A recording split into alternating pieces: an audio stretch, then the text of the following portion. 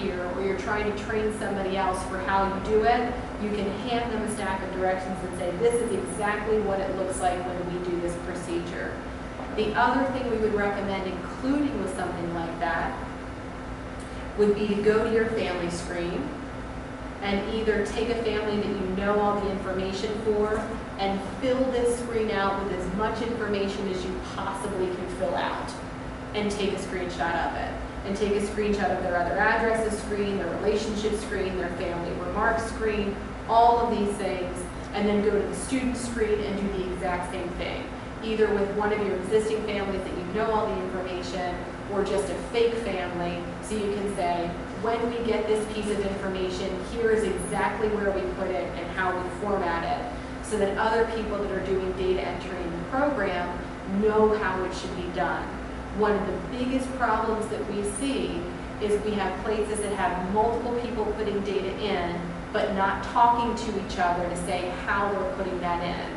So we have somebody who's trying to record registrations, and a new family comes in to register, they go into the family keyword section and they add in a keyword that says register 1213. The next person comes in and they get a registration on the day that they're in, and they go over to the student screen and they go over to enrollment and they fill in here, oh, they enrolled for 2013, 2014 on this date. Well, those are both valid ways of tracking registration, but you can't get an accurate list because you have it in two different places. So being able to sit down with your staff and say, here's how we want to do things, this is what we want in this field, this is what we want in that field, and documenting it can really make it easier when we have new staff coming in, or when we need to get a report out to say, this is where we're putting that information in. It's one of the difficulties that we face as trainers in being able to give directions out properly, because people can use the program differently. So getting a list of people who are registered isn't necessarily the same for every church that we would talk to. And so we kind of have to say, okay, well, where do you put that? And let's see what we can do and where that data is at to get the information out. Amy? Yeah. Okay, so, because I don't do a lot of this, but I'm learning there's a lot more of this that's being done in our church. So how many different screens, if I have a family come in with a registration, brand new family, how many different screens should I go into to list all this data? Yeah. Because remember, I called you and I said, everything is coming up as 1 HP, and you said that's a default. So that said to me, there's a screen somewhere that we're not using, and so therefore everything is defaulting to 1 HP. Yeah. So when we have a new family that comes in, basically we want to start with the family information section. The family information section is what everything else is going to be based off of. We have to have a family in order to have students, in order to have tuition, in order to have catechists. Everything starts with the family. There's one main family screen, which is what we're looking at right now, where their name, their address, the phone numbers, the email address go. So this is pretty much everything right here for the family that we'd be looking at. There are a couple other tabs over here off of the left, other addresses if they have other mailing addresses, relationships if we're looking to put emergency contact information in. Family recap is going to just show us the members of the family, and then letters would be history. But it's basically. But we need to fill those in, or it won't pull it from this screen. We need to fill each one of those in. The other addresses section would be where their mailing address gets filled in. So if you have a mailing address, I'd click other addresses to fill it in, because there isn't room on the primary screen for that field. So mostly it's this thing, unless we have other pieces of information that need to go on to here. And part of that would be based off of what you're getting on your registration form. Most places, it's just this screen. I then go to my student screen, and this is where I'm going to fill in the information for my individual student. The first screen here is your detail screen, and it's where we're choosing their formation grade and the sessions they're involved with. And then I also have those little remark fields down here at the bottom. The other screen we'll want to work with our students is our personal screen. It's where we can fill in their relationship, their type, their gender, their date of birth, language, ethnicity, religion. And we also have another grade here. This is for their school grade. With the formation program, we make a distinction between formation grade and school grade, because the grade that they're in school does not necessarily mean the grade that they're in the religious ed program. So the grade on the detail tab is your formation grade. The date on the personal tab is your school grade. So there's those two screens. And then the other screens, typically off of a registration form that you're working with, would be your sacrament information, which is where you can fill in baptismal, first communion, confirmation, all of that information.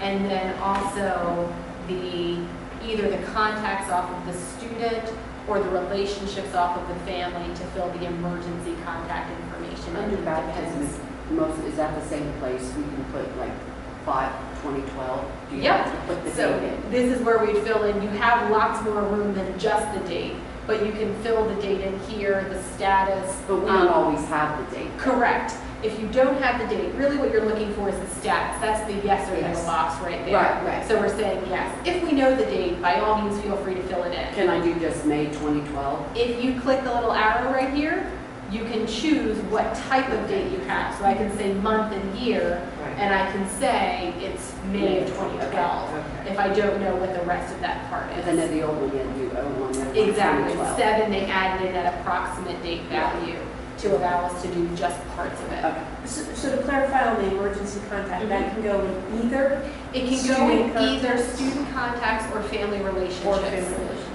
Most people would only have info, excuse me, in the student contacts because that was the only section that used to be in the program.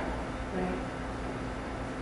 Family relationships got added in with version 7, and we would recommend that you start to migrate over to the relationship section because it allows you to track or store that by your family as opposed to on each individual student. I can come in here and I can link a, let me just come forward to a family. So the Alvarez family, and I can say for the Alvarez family, the emergency contact is going to be John Smith. And John Smith is the emergency contact for Linda, but not for Diana, because Diana has a different dad, and Diana's dad is whoever. So I can have it in here, but I can say which ones they belong to, but it's all on one screen. So if this one contact is the same for all the kids, I only have to go to one place to change an email address or a phone number. If it's under student contacts, I have to go into each student and correct that individually on each kid. So I'm making the same change 2 or 3 times depending on the number of kids in the family. Can we have more than one emergency? Absolutely. So down here at the bottom, I would just hit another add relationship button, fill in my next one, add relationship, fill in my next one. If I'm using the add relationship button at the bottom, it's using information from outside of the program. If the emergency contact is already in my program because they're another parent or something like that, I can hit use existing family or use existing member from up here at the top, and it lets me look through any of the families that are in my program, and I can link an existing family to them. So that way, when I change the information over on that family screen, it automatically updates to here. I don't have to come back and make that change again. So if they're in my program, I can use existing. If they're outside of my program, I can do the add relationship. And again, I can have as many per family as I would like to. Those relationships can get marked to receive courtesy copies or to show in the family directory, just like the student contacts can as well. That's helpful when there's divorces. Yeah, exactly. And split them. So that allows me to contact both sets of parents with that, and either both can be in the program and then linked together, or if the other one's not in the program, I can use the add relationship button to have that information connect back up into them. So when I'm adding in that registration form, I start with the family. It's mostly the primary information, possibly relationships for emergency contacts. And then on the students, my detail tab, my personal tab, and typically my sacrament tab are the ones that I'm filling in with that. And that's going to give me my general stuff to get started with. Okay. So when we're moving from 6 to 7 and everything migrates, we're still, because of now this relationship and other things, we're going to have to go back through And do some cleanup and work. do some cleanup work. Yep. Did you? Yeah. For new families, you put them in formation. Does that automatically go to church? Or? No. What happens, and I can show you here. So say I'm in formation, and the Mensch family comes and we decide that we're going to be in here. They're not in church, so they're just registering with me. I'm going to say add a new family, and I come through and I fill in our information, and I'm registered in the program now, in the formation program. If I go into church,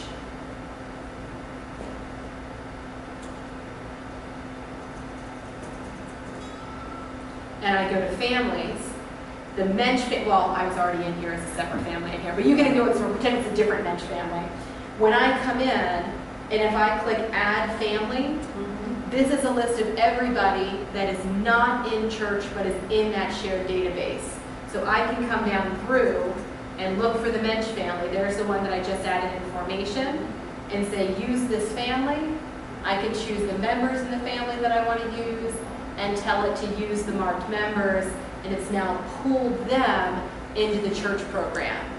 So you're telling us then church and formation are linked then? Can be linked. I was gonna say, because every time I try to do anything, it says, I don't have the authority or whatever the heck it is. Well, that's your permission setting. That doesn't have anything to do with it. All right, so Church and formation and school, there are 3 programs and 3 office programs. You have the option when the programs are installed to set them up as shared databases or to set them up as separate databases. And it depends on what would have been done when they would have initially started the programs. San Juan Bautista has them set up as a shared database so that they're linked together. So when I update information in formation, it's automatically updated in church. When I update it in church, it's automatically updated in formation, with the exception of additions and deletions.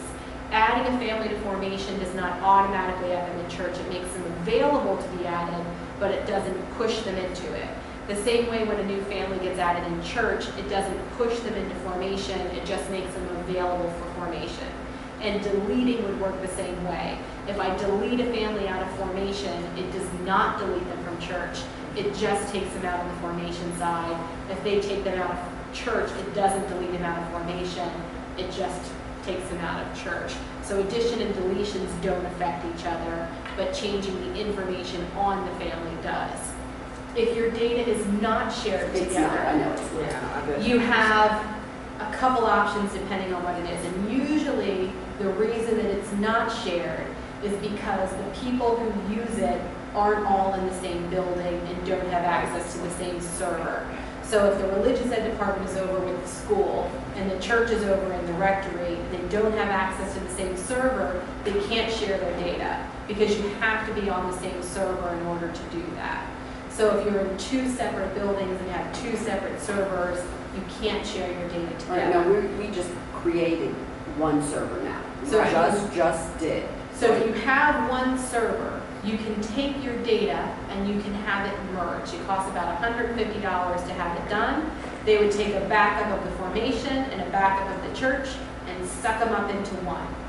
Initially, when you have your programs after that, they're going to function exactly the same way that they did before. They have their copy of the Mensch family, and I have my copy of the Mensch family. In my copy, this is the one here that I just pulled in. I don't have any name or address. I'm sorry, I don't have any addresses, and I have an envelope number of 128. The family that was in here before, hold on, if I sort this by name, I can find the other Mensch family that has all of that address information in. Their church is still going to have their version. I'm still going to have mine. What we would eventually start to do is underneath the file menu, there's this option called Combine Families. And it would find all of the duplicate families between the 2 programs. And we can say, okay, this version of the Mensch family and this version of the Mensch family are really the exact same family. So let's take a look at the 2 families side by side. Here's what's different between them. Oh, they have this envelope number. They have this address that I want to use, and that's it for my changes. Now they're merged into one family, and updates to one are going to affect updates to the other. So it allows me to blend them together, and that would have to happen for all of the families between there, which is time consuming, but down the road it really gives you much better information because you're not doing duplicate entry work between there when you're registering new families or when you're updating Sacramento information. It's really helping everybody with that. So the family screen is where we go to put in church. Go back over to formation. We'd fill in our family information, we'd fill in our student information. The other thing that you would have filled in or need to use is your class schedules, which would be where your classes go. Does that need to be set up before, like we're coming up on a new year? So do we have to set up the class schedules first in order to assign that under the detail? Yep. So until these classes are set up here, they can't be assigned back to your students. And if you go into the student section and you go down to processes, there is something in here called Add New Year Period for classes and schedules. And it lets you set up in mass all of your classes based off of the classes you used last year. So instead of having to go in and create them individually, I can go to students and processes and then add new year period. We would want to do the automatic updating with it. And we would want to do it for all of our classes unless for some reason we had classes in there that we're not using any longer. And what I'm going to do is say what my new year period is, so it would be 2013-2014. That says 1/14. And then what's the date range going to be for my new period? It's going to be September 1st through May 30th, or whatever, my date range is going to be. And then I'm going to say, do I want to keep the grade level that they had before? Do I want to keep the cap size they had before, the catechist list they had before, the class time, the room number, the frequency, calculate days present, and the minimum attendance? So normally we would just keep everything the way that we had it last year. I'd click next, and I'm going to fill in any dates that any class will not meet. So if I have classes that are on Mondays and Tuesdays, I'm going to fill out any Mondays and Tuesdays that classes will not be meeting. So I can say it's not going to meet on 12/24, on 12/25, on January 1st, on January 2nd, whatever that whole list is going to be. I hit next. It's going to find all the classes that matched, and I can also come through here and say, oh, you know what, I'm not going to have a Bible study this time around. Don't do a Bible study class for me, and I can uncheck one specific class or two, however many I needed to. I hit next and finish, and that's going to create all of those new classes for me. So if I look under class schedules now, there is my reconciliation for 2011-2012, and here it is for 2013-2014. So I have my new class in here, it has my new date range in here, and it has my class dates already all set up for me, and it's ready to go. But it doesn't have any student. It doesn't have any students in it. So it's just the new class set up. So it's ready to be assigned. It doesn't have anybody in it yet. So I have my classes ready to go. If I want to. Sorry, can we change the catechist? Or absolutely, I can click in here and adjust catechist however I would need to do that. I can now go back to my student screen, and I can go back to processes. And there's two things that I can do here. I can either promote up my classes, so I can take anybody who is in first grade formation for 2012-2013 and put them in second grade formation for 2013-2014. That works well if you have one class per grade, or if you have multiple classes and those classes move together.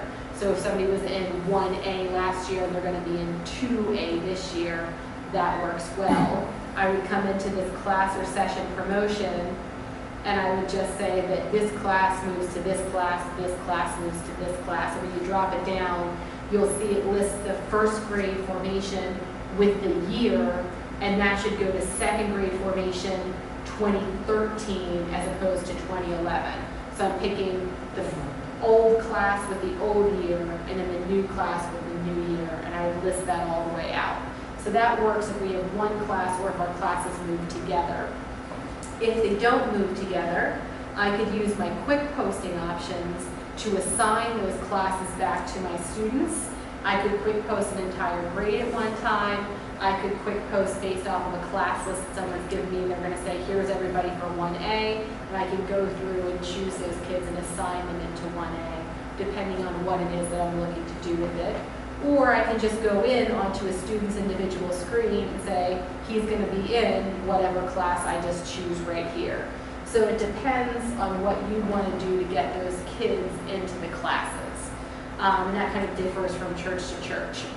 Once we're starting with our new classes and our old classes are done, we also recommend going back to students and processes and deleting out your old classes so that we don't accidentally stick people into an old class, which we've had happen every once in a while. They just aren't paying attention and they choose an old year period and the kid's not showing up on a class list. Plus that way when you go into class schedules, I don't have to scroll through all of my old classes. I can just see the current ones that I have. And that delete classes process lets me take all of them out. I can say take out anything that's a year 2012, 2013. It'll take all of them out at once for me. So we would want to set up our new class, and then we can start posting our kids to our classes, and then we're ready to go. The other thing that you're going to want to remember to do at the start of a new year period is to change your default year period. If you come up to the File menu, and you go to Keywords,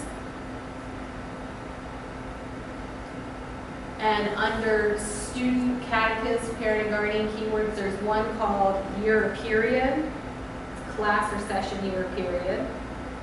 There's a default option. We would want to set the default option to the current year. When you run reports on the student screen, it defaults to include students who are in classes in the current year. So if my current year here is still set to 2012, 2013, when I print out class lists, nobody shows up. So we want to set that default year once we've moved over to that new year. The reason it does that is because you can start setting up your new classes back in March when you start doing your registrations while you still have your kids in their current classes. So I can add in all of those new classes and start assigning kids into them as they register while still being able to keep them in their current year information and print out current year reports. So it allows me to have multiple years going on at the same time because we sometimes have overlapping periods during registration. Amy, you said to change it, I missed the first step, but You then would go to there's keywords in File. your period. File. Okay, All the way file. up at the top. If Got you're it. using an older version, it would just be setup and then keywords. Well, we're moving to 7. Yeah, so it just depends on which way it would be with that. And you guys have 7. Yeah, we have 7 now. I had 3 last couple of years, and I'm pretty confused. Okay. I mean, I didn't start registering yet because I Yep. wanted to take this first, obviously. But we had, and just an example, one of the classes, we had like 18, 20 classes altogether. But we had, let's say, Communion 1, Okay. which were 3rd graders Mm-hmm. that were going to receive First Communion. And the first year I just enrolled them into that year. Okay. When I enrolled them, then I would put their year 2009, 2012. Mm-hmm. So that would enroll them for that year. Yeah. Now let's say coming this year, if I would have that same Communion 1 class, because every year we just adjusted the enrollment year. Okay. You're saying I have to add a class Communion 1 2013, 2014? You would Or, want or can I still use just that Communion 1 and state what enrollment year it is? You could, so I could come into class schedules and just drop this down from being 2011, 2012 and change it to 2013, 2014. And still use my old class list And still use your, well, or old session lesson? old set, yeah. So I could still do that. It's just going to be now that it's here. So is it that you want to keep the kids that are in that class, or is that you want to keep the class name? Yeah, I kind of want to keep the class name. It's Yeah. just kind of easier for me just to keep that same, since I work with that session list. What happened was when we got back, for each session, Uh-huh. it was added, let's say Communion 1, 2014. Yeah. And it also had just Communion 1. Yes. So when I was going through the Yeah. class schedule, setting up the schedule for, I went Yeah. on it the other day and set up a class schedule Yeah. for like Communion 1, Uh-huh. and then You had the to pick year. which one you wanted from. Right. Yes. And I set up So- that whole thing, and then I realized that that other session had been added Yep. in there What automatically. you would want to do is go into class schedules and delete out the ones that are empty. So if I have two versions of it, I have this version and another version, Yeah. if I look on the left underneath the class list, it'll tell me whether or not I have kids enrolled in that class. So if I have kids enrolled in that class, I don't want to delete it yet. I can take all of those kids and quick post them over to the other class, and I can do that from that automatic class scheduling and say move everybody from Communion 1 blank to Communion 1 2013-2014, or the other way around, Okay. and then delete out the empty classes, and then I can go in and fill in the appropriate year period. So I can do it either way. I can fill in the year period for the one that was blank and delete the second version of it, and I can move kids back and forth if I have some in both sides, depending on which way it ended up getting set up. But we want to have just one version. And what would happen next year is once you started using that year period, because version 3 didn't have that, so you would have ended up with this now new feature. So you would have had a blank year period and then your 13-year period. When you go forward the following year, it would keep 13 and add a 14, and then when you're ready, you can delete the 13 out and just keep the 14. Or you could just go in and change 13 to 14, but to do it that way, you have to go into each individual class. Yeah. So you'd be doing that process 19 or 20 times. Yeah. It just depends on whichever way you find more helpful. The other downside to doing it where you're just changing it on the class schedule screen is that you'd have to come in and readjust your dates individually, because part of that add new year period process is adjusting your class dates for the upcoming year with that. So it just depends on when you want to do it and how you want to do it, but there's a couple of different ways to do it. So if, let's say I want to go with the new version 2, where it just has Communion 1, 2013-14, Yep. should I go and delete all those other classes before I even start registering? I would delete them before you start. You don't want to assign them to anybody. If you already have kids that are assigned to them, I don't even want to sign yet. yeah, then I would just delete out whichever ones you don't want. Get them out of the way and Yeah. then start registering. Exactly. So I'm good. Yep. Okay. Do we have any other questions about class schedules or the family information or the student information?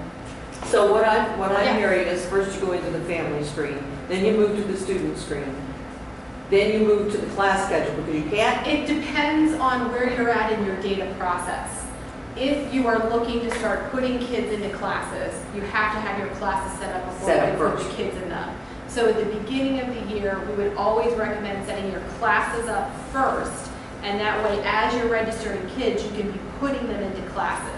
If you do it the other way around and you get all your families in first, Right. you can still set up your class schedules and then assign kids to them, but you've missed an opportunity when you're already on that family screen to just stick the kid into a class. Okay. So it just makes a little bit more work for yourself. Okay. Does the program keep track of when we enroll them in a class? It can. So it depends on how you do your enrollment process. On the student section, there's a tab here called enrollment, and you can use an enrollment history to say the year period they're enrolling for, the date they did it, and the grade they're enrolling into. Churches use this when they have specific request dates that come along, and the kids get to pick what they want to be in based off of the date that they've registered. You can use that process to do that, to keep track of those dates. And if you go down to students and processes, there's an enrollment process that can be used. Of all the churches that I work with, I don't know any of them that actually use this process because it's a little bit cumbersome. You would say, do I want to post their enrollment information? It's going to be this date, and it's going to be for the 2013-2014 year. I can activate the family. I can post classes or sessions. I can post financial information. I can post service and retreat information. I'm going to choose the student that I want to enroll. So it's going to be Carly Van Loon. And then I can fill in her enrollment history. I can check her relationship information. Here's her permanent record. I can check her address and phone number. I can choose the class or session that I want to put her into, fill in fees and payments, terms and rates, service hours, keywords, and then I can say, okay, enroll the next student. And then I repeat that for the next student. Most places just simply go and look at the family information, the student information, make sure it's correct, and and then they're either verifying it and saying, okay, you're ready to go, and we're going to stick you into a class down the road, or they're going to pop them into a class right now, depending on how they do that process, but without going through this whole enrollment section. It's here if you want to do that, but most places just don't go to that much detail to do it. And I'm going to hit cancel to pop back out of there. And if you're in that enrollment process, there is a thing that's nice in here. It does say show class sizes, and it'll show you all of your classes and how many students are currently enrolled in them. So when you're trying to pop kids into classes, you know where your holes are, which is the reason why some places use that. And again, that's going to depend on how many classes per grade you have set up. If there's only one class per grade, it doesn't really matter what your class size is, that's the class they're going into. And I'm going to pop back out of there.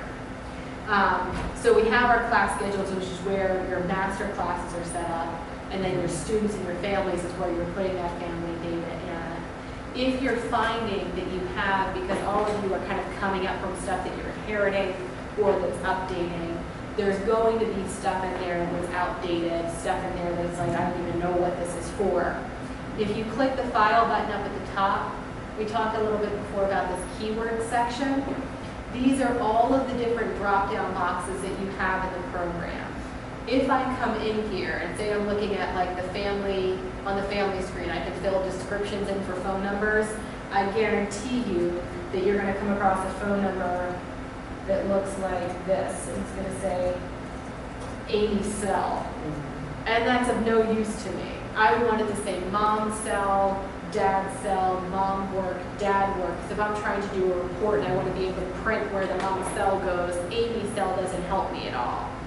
I can come up to my file and keywords and go over to phone description names. And here's my big giant list. And I can either delete out things that I don't want or combine things down. I could guess that Amy cell is probably a mom cell, but if it's somebody where it's Pat, I don't know if that's a mom or a dad, or there's things where I might not be able to tell. I can leave them in and clean them up as I see them in the data. I could delete them out, which would leave me with a blank description, or I could make a guess at combining them and merging them down together and maybe changing it to say parent cell or something like that. To combine, I pick the value on the left that I want to get rid of, and I pick the value on the right that I want to merge it into. We're going to pretend that cell AT&T is what I would be. And I would say add to list, and I can put as many changes into there at one time as I want to. And when I say combine, it's going to go through and get rid of the Amy cell value. And if I look back now my value is cell-AT&T. So it corrects and cleans up the entire database at that time for me.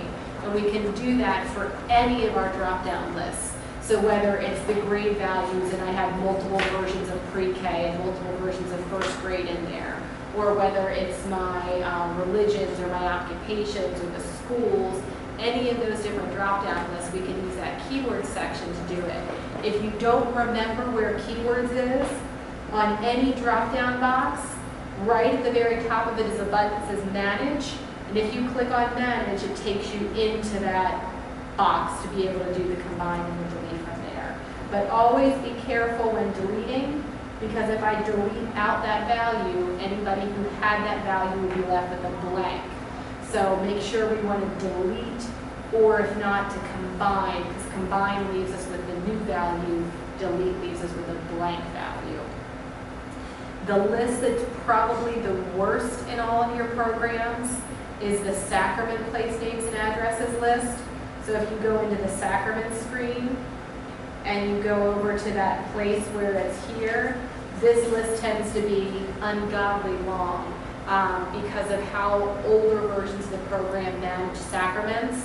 Way back in 2001, it was the DOS version of the program, and it was 3 blank lines where you typed in a sacrament. Wasn't a drop-down box at all. And when it merged over to the Windows version of the program, any different value became a different place in your drop-down list. So if one place was San Juan Bautista, and the next place was San Juan, and the next place was San Juan Bautista Roman Catholic Church. Those are 3 different versions now, times X number of variables that can be in there with addresses and phone numbers and zip codes, and that list very quickly became crazy. So you can go in there and do the same combine process to merge some of those things down together. So those are kind of keyword cleanup things that you would be doing during the course of the year when you have a couple minutes to kind of get that cleaned up. So I'm a little confused because it's a drop-down box, but you can add in a value that's not there? Yes, any drop-down, well, almost any drop-down box you can add a value to. So say I am on the student's personal screen and I want to add a different ethnicity, and I'm going to say that this person is Swedish. And I type it in and I press enter, it's going to say, Swedish is never, well, it's not even Swedish. It's never been used before. What do you want to do? Did you type it in wrong, which I did? Or do you want to select something else? Or do I want to add it to the list? And I can say add to the list, and that's now in there and available for use on any other student. So we can add to the list. There are a couple of places we can't do that. You only have 2 choices for gender. It is male or female. Nothing else can get added. The type, which is right above that, is very specific. It's head, spouse, child, young adult, or other. And underneath of your sacrament section, the sacrament statuses are nailed down. You can't change that. Most anything else in the program, you're able to add values to. There's in church, and we have this, when you say list, we've had so many add to that list, like you did that Swedish. So if we have something that said Prince of Peace one way, but I know exactly what you're talking about. I was involved in that DOS thing. So we have so many things, like you said, one might have Saint Prince and the other. Like I said, I'm able now to combine all those Prince of Peace to say Prince of Peace is still. So you would go to that list, and I can either get to it from my file menu, or I could go to my sacrament screen and just choose manage, and that's going to pull my list up. And I would hit my combine button down at the bottom, and it's going to say it's the same list side by side. Oh, cool. On the list on the left, I pick the value I don't want.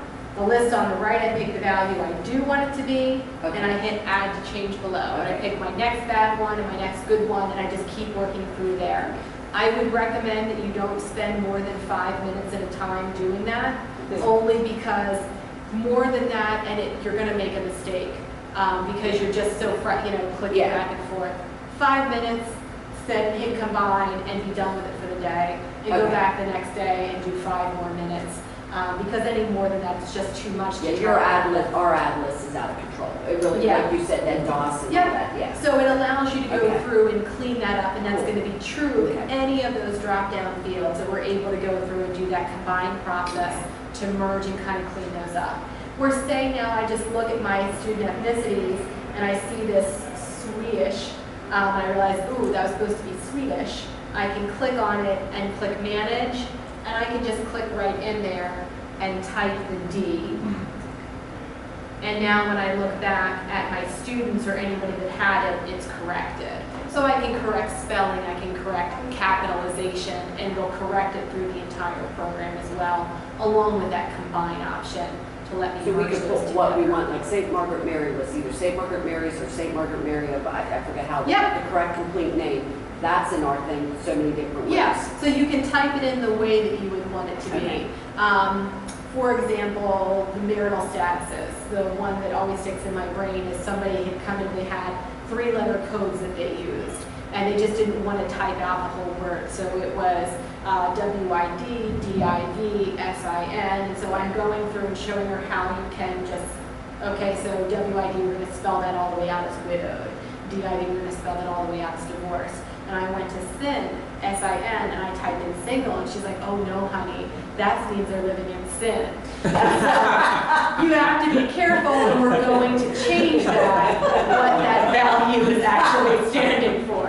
So sometimes people have in there exactly what they want it to be, and we don't want to change something from one thing to something else that it doesn't actually mean. So if I had done that, anybody would now be single who was not necessarily single, although I don't make a judgment as to their eternal state before that.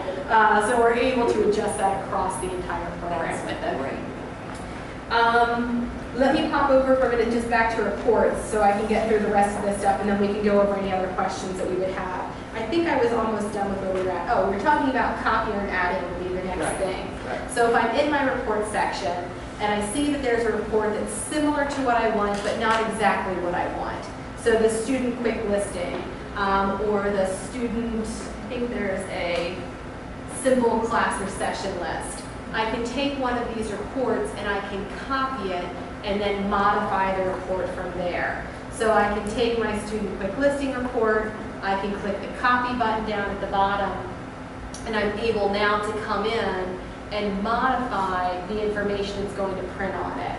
So instead of it being the student name, the address block, student phone list, fan phone list, date of birth, and formation grade, I can say I don't need the student phone list on there at all. I do need to have the family's email address on there, so I can go and pick the family email address and add that onto my list.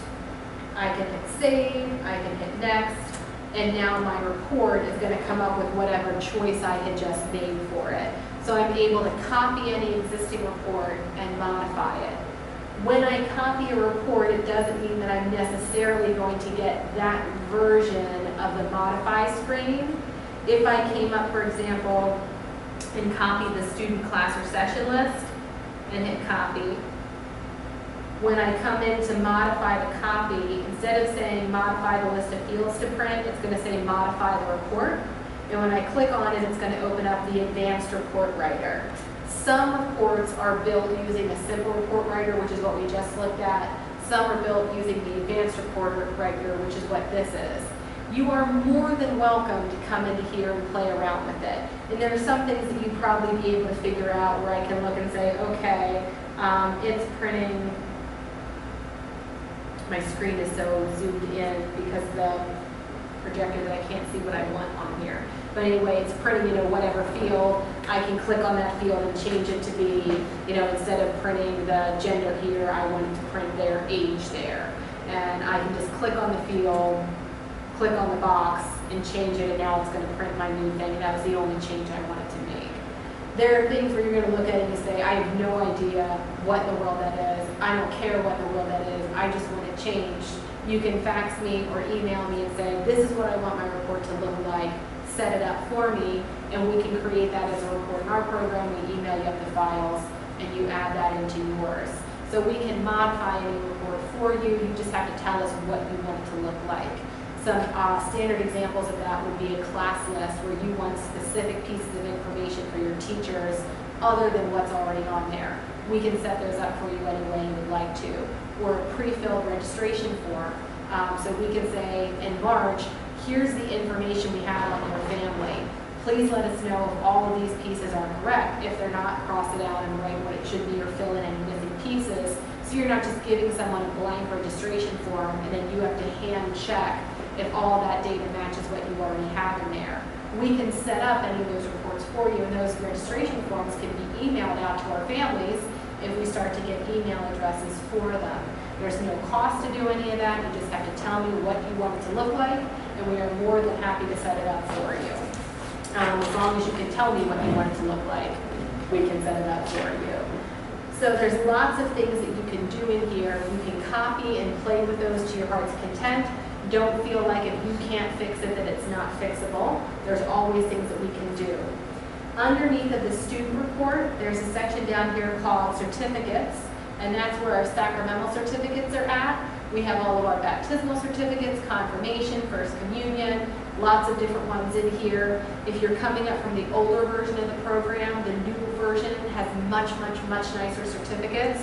So the first communion certificate now looks like this, where before it looked like, oh, not like that. I don't even know if they have the old ones in here anymore because they were pretty ugly.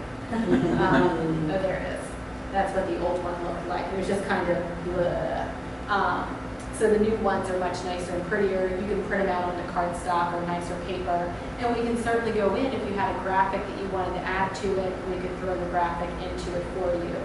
There are also appreciation certificates that are new that allow you to do a student appreciation certificate, a catechist appreciation certificate, and then a simple certificate. The simple certificate just simply asks you to type the text in for what you want the certificate text to say, and it'll just print out a little certificate for you. So those are hanging out there at the bottom, and those appreciation certificates are newer, probably for some of the versions that you guys are coming up from. So there's lots that you can do in here. It's just a matter of being able to find what it is that you're looking for, or call me and say, how can I do this? I'm sure I must be able to do it. How do I get it into here? And we're more than happy to log in remotely and take a look at your data with you and figure out how we can get that done. There are examples that are on the back, but if there's stuff that's more important to you guys, I'd rather go through that than go through just the canned examples that I normally do. So are there questions that you guys The have? only question I had in it, you can't put a heading on the name of those reports. Like, we used to run all of our altar service lists. We used to type it in.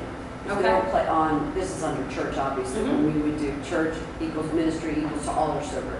Can you put a heading on those now, other than under where you were writing remarks down at the bottom? So say, for example, I take my student list, and I take my student quick listing. I was in church and I was going to turn this into my altar server listing. Right. When I hit copy, and I hit next, and I click up here into the name, if I call this, I get cap lock button on. Oh, AR, right? LTAR, yeah. Listing. Okay. And I click next, and next, and next,